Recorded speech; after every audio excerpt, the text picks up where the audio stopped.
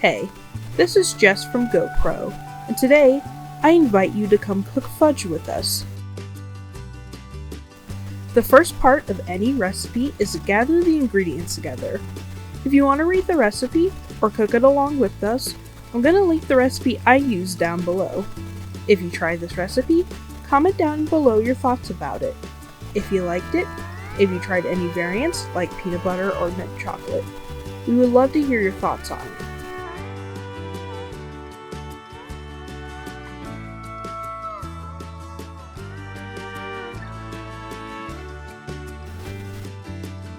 Next, the recipe calls for us to mix sugar and cocoa powder, which I did in the pan we're going to cook the fudge in.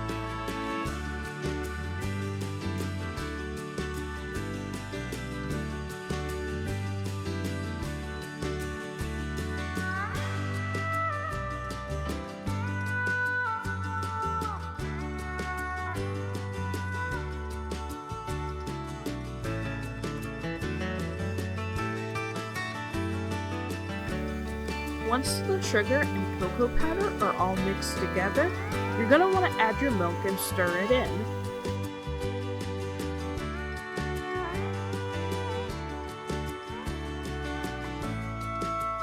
And this is the part where I realized I forgot to turn on the light over the stove so you guys could see it better.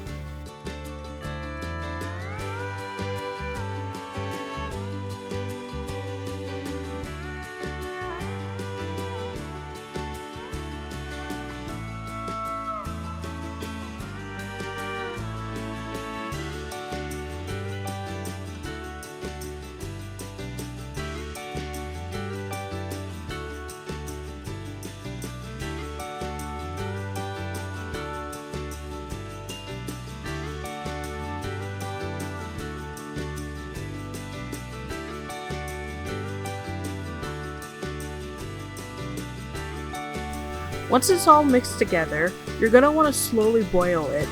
I just set my stove at 7. This part does require patience since you're just watching it slowly boil, stirring it as it does.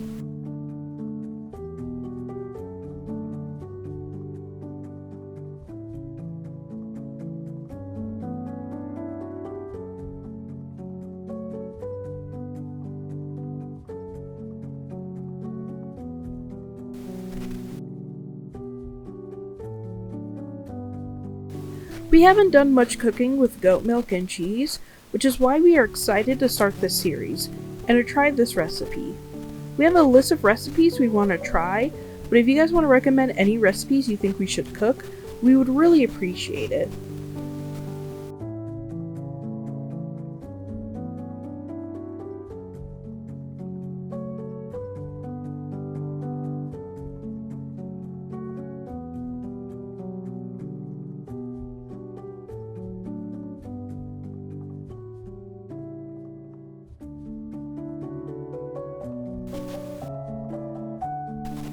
Now, once it's been around 10 minutes and it starts boiling like this, you want to be careful not to overcook it as you get it to that soft ball stage. I'm going to link the video that helped me understand how to tell when it's reached that stage. It also was just a good introduction to making fudge if you're new like I am. There is a way to test if it's reached that stage, which you can see me doing here, which is to put a little bit of it into cold water and see what it does. If it's together like this and makes a soft little ball, then you've done it right. If it dissolves when it's put in the water, you've got to keep boiling it. And if it's hard when you put it in the cold water, you've cooked your fudge for too long. Now, once the fudge is at the soft ball stage, I moved the pan off the heat and mixed in vanilla and butter. The recipe called for me to beat it as it cools until it's thick.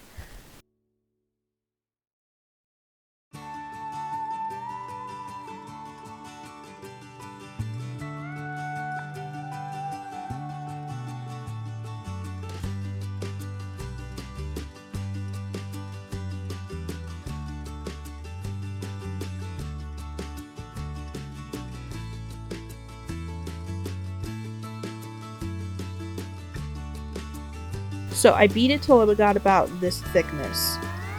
I grabbed this glass pan and put the parchment paper there so I could have an easier time to pull it out. I put the fudge in there and then I put foil over it and left it to cool till later tonight.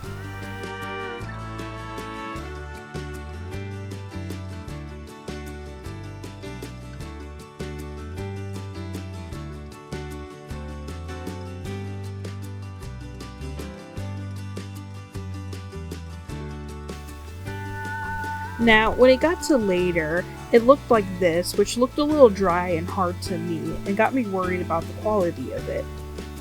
Now, I forgot to record this part, but I tried a trick I read online where you put a little bit of water over the fudge and cook it for 10 minutes at low heat. So, if you have fudge that came out a little bit dry, or if you've had fudge that's been there for a while and it's dried out, this is a good trick to try to get some of that moisture back in.